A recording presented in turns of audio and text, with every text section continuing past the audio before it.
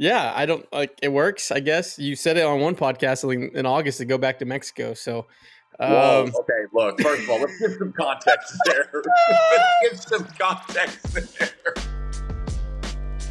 Welcome back to another edition of Beyond the Diamond podcast here on the Apollo Podcast Network. Brian Lalima, Apollo Dez here with you, and our ALCS coverage is presented to you by Academy Sports and Outdoors.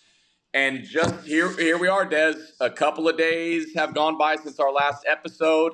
The Astros win 3 straight in Arlington with Jose Altuve doing Jose Altuve things in Game 5.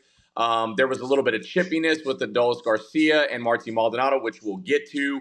But first, I'm in Lake Charles, Louisiana, and where are you right now? we're in an undisclosed location So out we of don't the want to dox country. you. Yeah. Yeah, Okay. we're in this country. We're I think now 6-0, Okay. 6-0 since the last playoffs. Yeah, I don't like it works, I guess. You said it on one podcast in August to go back to Mexico. So, Whoa. Okay. Look, first of all, let's give some context there. Let's give some context there. yeah, we send Dez to Cancun to win playoff games, and We do. wow, I just look down 0-2. I left Minute Maid Park, and I told you guys I've never felt more confident leaving that stadium because I felt like we beat ourselves. You tipped your cap game 1, game 2, you kind of let get away, but this team has won before, and they've shown time and time and time again that they will go on the road and win, and they will score, especially in Arlington. And so you saw that, and you saw playoff Javi. You saw a bullpen in I guess now a bullpen game after the Urquidy start. And then you saw Justin Verlander in the bullpen do things that we've seen all season. And I think it's a testament to this team, this organization, that locker room, that clubhouse, that coaching staff to be able to bear down and just go to work, knowing you're down 0-2 and just take one game at a time. And now all of a sudden the pressure's on Arlington. They've blown a 2-0 lead. And so it's crazy. We'll jump into game 5, but the games 3 and 4, you had to win to even get to game 5. And it started with playoff hobby.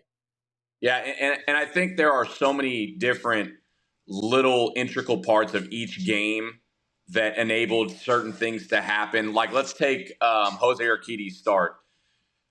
He didn't pitch he didn't pitch like you wanted, right? Didn't give you the innings you wanted, I should say.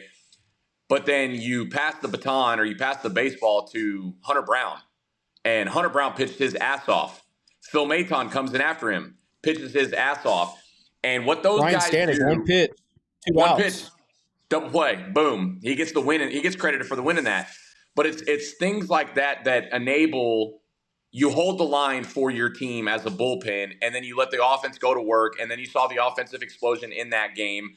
You saw it pretty much up until game 5, where we were coming into this thinking, okay, it's Verlander versus Jordan Montgomery again. There's no way Jordan Montgomery is going to be able to do what he did in game 1. And for the most part, he pitched pretty damn well. And Justin Verlander also pitched well, except for, that inning where he got into trouble, and then the big Adolis Garcia home run where, did you see his pimp job? I mean, dude, I loved it. I did too. I don't have a problem with it. I really don't. In a big moment, we can't sit. My whole thing is we can't sit here and say Jose Bautista, what he did against the Rangers like years ago, and where he pimped it and threw the bat up, like one of the best bat flips of all time. We can't applaud that and then shit on Adolis Garcia just because he's a Texas Ranger. I mean, we can, because fuck the Rangers. But as far as what he did from a baseball player standpoint, I loved it, dude. It's a big moment, huge part of the game, and it's off of Justin Verlander. Like, it was electric. But what he does next at bat, where Brian Abreu hits him, and again, we'll dig into that, but he did some things that you just cannot do in baseball. You cannot let your emotions get the best of you, and you cannot get chest to chest with Martin Maldonado thinking you got hit on purpose in a 2-run game in the 8th inning in the ALCS. You've got to be smarter than that, right? So that Yeah. there's also little intricate things that happened after that. But I guess, before we like really dig into that thing, because I know me and you like are usually on the same page when it comes to in-game stuff. I just like what did you think about the bat flip, or not the bat flip, but the pimp job that he had, and then where it led into what we saw with him, Brian Abreu, and Martin Maldonado? We for 3 years now we've said if you don't want someone to bat flip on you, throw a better pitch. And Yeah, look, JV was pissed off about that one pitch. He knew it came over the plate. Garcia put a hell of a swing. Big moment. They go up. They take the lead. Game 5. They have momentum now. That place goes crazy. That's what makes baseball so freaking great. I yeah, have no problem with it. Justin Verlander afterwards, like, no one in the dugout thought it was in, like, we had no problem with that pimp job. And so in that moment, I was just like, as a fan, I was just like, shit, this sucks. Like, this yeah, game kind of feels over right now. I know you yep, had 9 outs to play with, but it was a huge, huge punch to the gut. And to see this team get off the canvas, make the 10 count, and go back to work is incredible. Because Garcia's been a thorn in our side since he's been a Ranger. Like yeah, he always comes up with big hits, big home runs. I think I tweeted, I was like, we were talking, I was just like, I think everyone knew that was going to be a home run. Like yeah, if it was either going to be a strikeout or a ball sent to the Red River. And yeah, so also leading up to the dust up, it's been a whole year in the making. It's been chippy from the get go, from the offseason, with the Rangers taking shots at the Astros coming off winning the World Series, the Rangers spending all that money. It just started then, and in the games, and it's, if you haven't been watching Astros Rangers, it's legitimately turned into a rivalry this year for the first time ever, because both teams are actually good finally at the same time. And yeah. so it's been a little chippy all season. It was the boiling point of the 8th inning of Game 5 of the ALCS. Yeah, and like I said, you just can't do that though, because No, Garcia got ejected, Brian Abreu got ejected, Dusty Baker got ejected. You can say that Dusty Baker is cool, calm, collected in big moments, and there's been criticism against him, like, hey, in the middle of the season, whoa, why is Dusty not protecting his guys? Why is he not running out there? Dusty doesn't get tossed very much in his career. That's not his MO. He had a very, very big reason to get ejected in that game last night as we record this on Saturday and they played Friday night. You argue that 1,000 times because those umpires came together and decided that there was intent behind Brian Abreu's fastball. Did he do it on purpose? I don't think in that moment he was trying to do that. Now, the optics look a little different because of all the beef that's been going on. Plus, the last time that Marcus Semien and Adolis Garcia got into it with Martin Maldonado at Minute Maid Park and the pimp job and so forth and so on. I just don't think in a 4-2 game in in the the ALCS. in the ALCS in the 8th inning against the Houston Astros or against the Texas Rangers that Brian Abreu is going to hit him. That's just dumb. You don't do that with no outs. With no With outs. no outs. And you just gave up the bomb a couple innings prior. You know the momentum is on their side. You're not doing that on purpose. And Adolis Garcia, what are you doing, bro? What are you thinking in that moment? Like you really honestly thought there was intent behind that? Well, also with the dust up and the fallout of that, you had your closer on the bench on 11 ice. minute 11-minute delay just to try to figure out what was going on What with the happened? ejections, and then the inning had to finish. You had to let Ryan Presley come in, and when that For happens, 6 Ryan out. Presley gets as much time as he wants. So you got Yeah. 11 minutes plus the inning, and Leclerc was on the bench the entire time, not throwing. So shout out our guy Kyle Tucker, friend of the program. If he doesn't get that double off Chapman to force Chapman out, Yeah, Leclerc's still in the bullpen doing his routine. right. Leclerc had to come in, get the last out in the 8th, the top of the 8th, and then had to Yeah, go sit down on the bench, and then everything. So it's all these little things, and then it's after the all little that things. dust up, The little things in baseball, right, that we've talked about on this podcast before, the game inside of the game, the little itty bitty things that people don't notice that literally win or lose you ball games. okay. So now we'll go to runners on the corners. excuse me, first and second. Yeah. No. It was whatever it was. With Infield in, Abreu's on first. Line rocket right at him. He gets the short pick, throws it over to second, gets the lead runner, keeps the guy at third. So his runners on the corners. Yeah. Huge play. Mancini moment, actually. Yeah. Little things. He makes that play. That ball gets through. They get a run. Game's probably chalked. Astros lose that game. Astros lose. Now we fast forward to the ninth. Yonder Diaz pinch hitting for Jeremy Pena. Yeah. Base knock. Hasn't seen a knock. Hasn't seen that. He has maybe 6 at-bats in the last 2 months. Yeah. Right through the 5-hole. Boom. Ball finds. And you know what? He's going to see a damn beach ball now that he's got his first playoff hit under because he was pressing. He was pressing. Right. He was taking swings out of the zone. He looked like a rookie. He looked like a rookie that has no postseason experience, just up there swinging at anything and everything. No plate discipline, expanding the zone. He just did not look good. John Singleton comes up, and I have a text from one of my buddies. He's in the Cleveland organization. He sent this to me on August 8th about Singleton. He goes, "That's what Singleton does." In that moment, I guess August 8th, he got a big walk. He doesn't hit for average. He doesn't hit for average, but that fucker, man, he'll walk more than anyone I've ever played against. And I go, "Tough out?" ? He goes, "LOL, dude. He works the count like an MF. There's swing and miss there, but there's no chase at all." And that's a player that played against Singleton regularly. And he texted me when that happened during that walk, and he was like, "I told you in August. I told you in August." And so off the bench cold, hasn't really had any at-bats. No. And draws a walk against their closer. And he's spitting on changeups down, letting the two-seam run away from him. One of the greatest at-bats that'll never go down as an official at-bat because it was a walk. John Singleton, he's a dude. He's a dude. He comes off the bench in a pinch hit role, has not had a postseason at-bat. I don't even remember the last time he had an at-bat. He did not. We all know his story. But as far as what he did with the Houston Astros this season, outside of those 2 bombs, he did not hit well. For him to come into this situation, and he goes up in the count 3-0, and then Leclerc paints an outside fastball, paints another outside fastball, and then so many other hitters in that moment are looking for another fastball, and Leclerc goes changeup down. Guys are going to swing through that.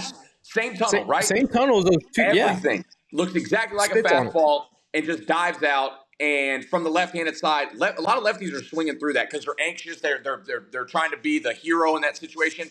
No, John Singleton works that walk because think about it, Dez. Yanier's on. If John Singleton rolls over, could be a double play. You know, so many different things can happen. Momentum's back on Leclerc and the Rangers side, but he works the count, no outs, and then you bring up one of the best postseason hitters in the history of baseball. The best postseason hitter. I will say it. You look at his numbers and where they rank. We talked about it the other day off camera about where his numbers rack up against Manny Ramirez, a lot of the Yankees like Derek Jeter, Jorge Posada. Like some of those numbers are just stupid. And I'll say it again, and I've said this before, and I'll say it again. Jose Altuve is the greatest Astro of all time. And that's no disrespect to Nolan Ryan. That's no disrespect to Jeff Bagwell, Craig Biggio, and the rest of them. He is the greatest Houston Astro of all time. And he comes up in that count, or in that at-bat, and does what pretty much I think we all knew was coming. Like, he was going to do something. And I think I saw a quote from Jose Abreu after the game where he told Jose Altuve, greatness is going to find you, because that's the type of player that he is. And he does it again, man. Like, I don't know how else to describe Jose Altuve. And when he hits it, no pimp job, no bat flip, takes off running, gets around the bases. And did you see what he did after that? He gets in the dugout, and the first person he goes to is John Singleton. That's leadership, man. That's what you want as your team captain. He doesn't talk a lot. Culture. Right. And then after the game, there's another quote from him where he's talking about Yanier's at-bats and John Singleton's at-bat. He's not even talking about the home run, because all he ever does is talk about his team, the team. It's never about Jose Altuve. It's always about the team. That's a leader. That's what you want as your captain.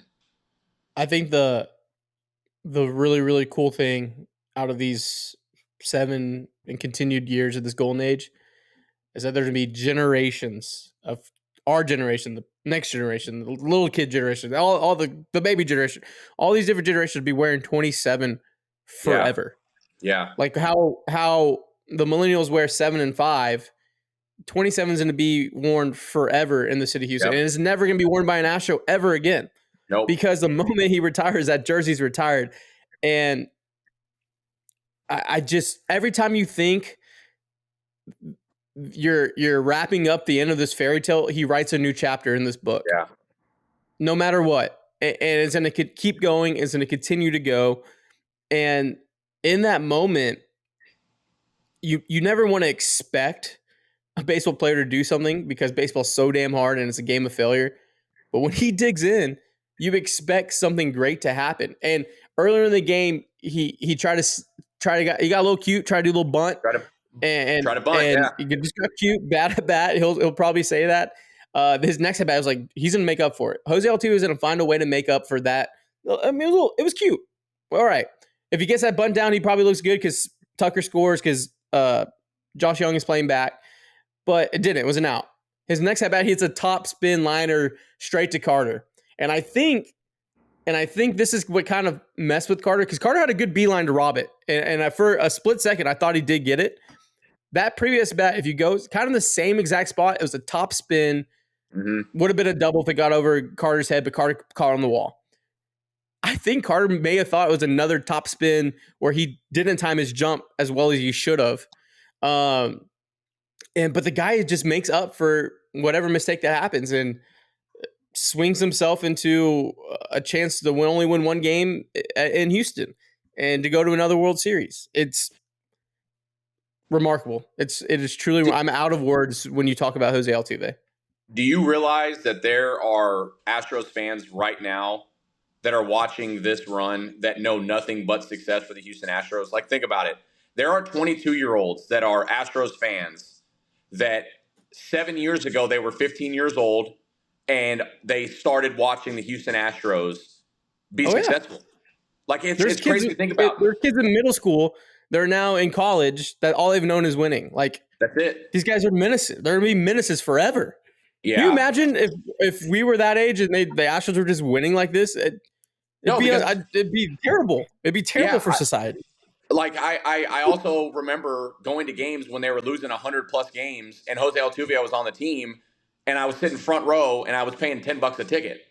And I was buying dollar hot dogs and dollar sodas because they ran that promotion like every day just to try to fill the stands, and it wasn't even close to it. And now what we've grown accustomed to is literally World Series or bust. Like we have grown accustomed to expecting this team, whether it's inconsistent lineups, injuries upon injuries, everything else that's been made about this season, and they are a game away from the World Series. And yet I think we even with like you and I making jokes to each other in our group text about get the golf clubs ready, I think we all still kind of expected them to get to the ALCS and have a chance to get to the World Series. When they go down 0-2, you think about this too, Des. They go down 0-2 and they go into Arlington and the Rangers felt the pressure. The Astros didn't feel the pressure. Yeah. They knew Houston was coming in. Houston owns Globe Life Field. They ought to change it to Minute Maid North because the Astros own that ballpark. Jose Altuve owns that ballpark. You might as well change it to Globe Life Field at Jose Altuve Boulevard because he owns that park. They felt the pressure when Houston went in there, not the Astros. I do feel like whatever is in center field in Minute Maid North, just put it in Minute Maid Park next year. Yes, please. Because we just hit there, and not only do we hit there, everyone hits there. For games 3, 4, and 5, I mean, this is the offense, and this was the Astros we expected all season. Right? No. Yes, this is the lineup. The way that this lineup is now, and the way that it performs. And shout out to Mauricio Dubon, Chas McCormick, Yanni, the guys that really had really good seasons, and they're still adding in big time at bats now. for this team. Like, shout out to those guys, because there were times where your stars weren't performing, and this lineup just gets deeper and deeper with when guys like Dubon and Chaz and Jose Abreu started to elevate his play and things like that. That's what gets you there to the playoffs, or I'm sorry, to the World Series. I also think there's, in this sport that we play, and if you've ever played it, there's ego, and there's ego in everything. This team just checks the ego at the door. Jeremy Pena won the World Series MVP last year in the ALCS MVP, and it was pinch hit for in Game 5. He's on the front of the dugout, banging on the top, talking like being a boy, like being guys, being dudes. You have Justin Verlander, who has been painted as this villain of being a bad teammate. He looked like a damn little kid running out there when Altuve hit the home run. Yeah, you have Lance McCullers Jr., who hasn't played all year, being injured, being the first one to bag Maldi, like sprint speed 30 feet per second, and John Singleton right behind him. Like, this team is able to just check ego at the door and just compete and let the culture of winning keep going. And this is, people don't understand this. And we say it time and time again, that when you think the Astros are dead or buried in the media, they just rally the wagons around each other and they go win. Yeah, and for a team that you see celebration, you see, excitement and things like that, but for the most part, they're a pretty even keel, right? Business as usual. They expect to win ALCSs and get to World Series appearances and win divisions and things like that. And you saw a team last night that went absolutely nuts in the dugout when Altuve hit that home run. Justin Verlander hopping over to jump around. I think I saw Troy Snitker and another assistant coach chest bump each other. You got dudes in there going nuts. Maldonado's out there pounding his chest. Like, that's how you know this team is about that moment, because that celebration is something you don't see very often. And you know who you thank on that one? You thank Adolis Garcia. And Marty Maldo, I tweeted it out last night. I watched it on the post-game show. He said the worst thing he could have done was wake up the Houston Astros. And that's what he did. So shout out to Adolis Garcia. He's the Game 5 MVP. Thanks, guy. Thanks. And again, one more thing before we get to wrap up. And I know we've got some people we got to thank for this episode. But you talked about the checking the ego at the door, and we talk about culture, and we talk about winning traditions and things like that. It's a testament to the organization. It's a testament to the guys in the clubhouse. It's a testament to coaches, analytics, putting the grind in day to day, Dusty Baker, Joe Espada, and the rest, right? But it's also a testament to back in before 2015 to Jeff Luhnow. Like, you have to give 100%. Jeff Luhnow props for creating this. And obviously we had, oh my God, why am I drawing a blank? GM last year. Holy cow. James Click. Obviously he did his thing. Dana Brown is doing his things now. But you go back to when this run started and how the draft picks started to come together, the farm system was starting to get better and better. It all goes back to Jeff Luhnow for me. And this is what he created, really. And that's my opinion. I don't know how you feel about it, but that he built this thing. Yeah, I mean, Jeff, come on the pod. I've said it a lot. Come on the pod. Yeah, I mean, it honestly feels just like a 4x1 race. Just get it to the next guy, and whether that's a GM, whether that's an R&D, whether that's in the lineup, whether that's you're the 26th man, and we haven't even talked about it, and we'll wrap it up, but Ryan Presley had to go get 6 outs. Even after the home run, he had to go out and get 3 more outs, and all of a sudden it was first and second, no outs. And we've said it time and time again on here for the last 3 years. And if you play this sport, it's an ongoing thing. The baseball will find you when you get thrown into a game. And what does it do? A line drive right at Gray Kessinger, come in to play shortstop. Fucking little snag me jump man to keep it right there. Yeah. And the best thing about it, if you go back and watch this, he turns around, he kind of gathers himself, because obviously that's a big moment. Ball was pretty hard hit. It kind of looks like it took his glove off a little bit.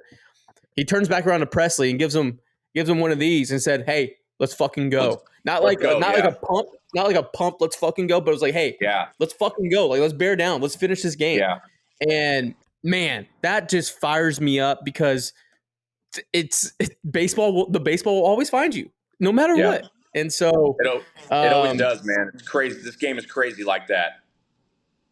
It's it's crazy. Yeah, it's I just the way that game went last night for me as an Astros fan. I'm gonna take my broadcasting hat and radio and our podcast hat off real quick, and I'm just going to be an Astros fan. That might be one of the most satisfying wins I think I've seen as a fan in a long time. Yes, the go ahead or the walk off home run by Jose Altuve off Chapman was one of them. The sweep of the Yankees last year, but the way that this Ranger team has talked shit in the preseason, how their fan base is some of the softest people on the planet, and how they talk shit and run their mouth, and Adolis Garcia trying to fire people up and getting Maldonado's face. Last night might have been one of the most satisfying wins I think I've seen as a fan, or at least in a long time.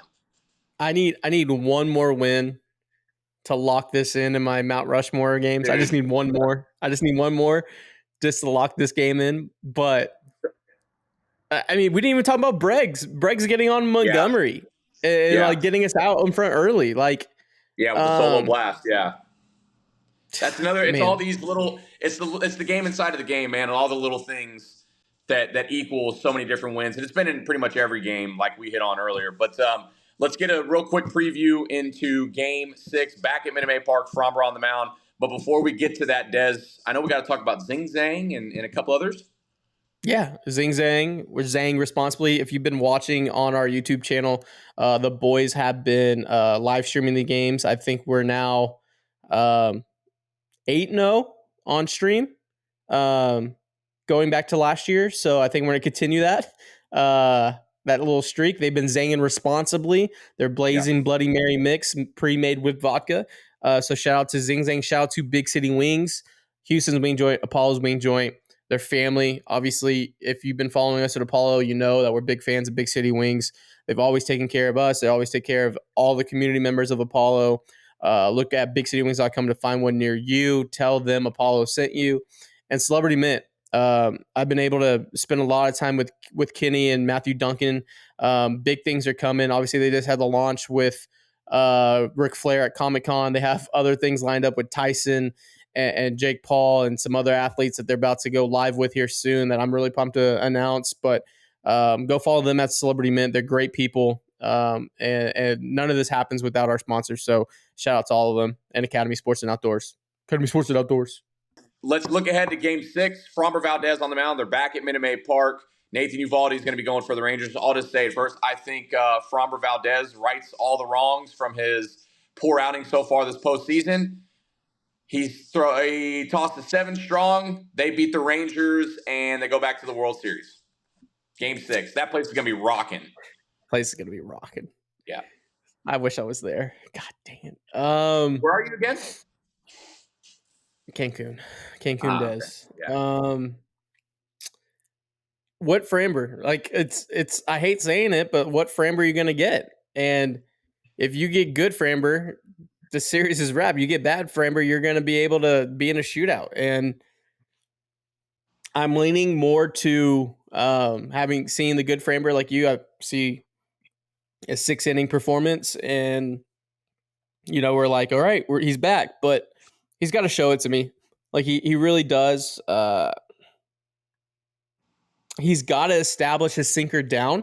I was talking with, like I said on the last episode, someone well respected, and when he's not throwing that sinker down for strikes, they spit on everything down, and they just look for pitches up in the zone. And you can't let this Rangers offense key in on one thing. When you make this offense for the Rangers uncomfortable, that's when the strikeouts happen. That's when they start getting out of the zone. We saw it with Verlander early. A lot of first pitch swings, a lot of infield pop-ups, a lot of swinging outside of the zone, getting them out of their approach.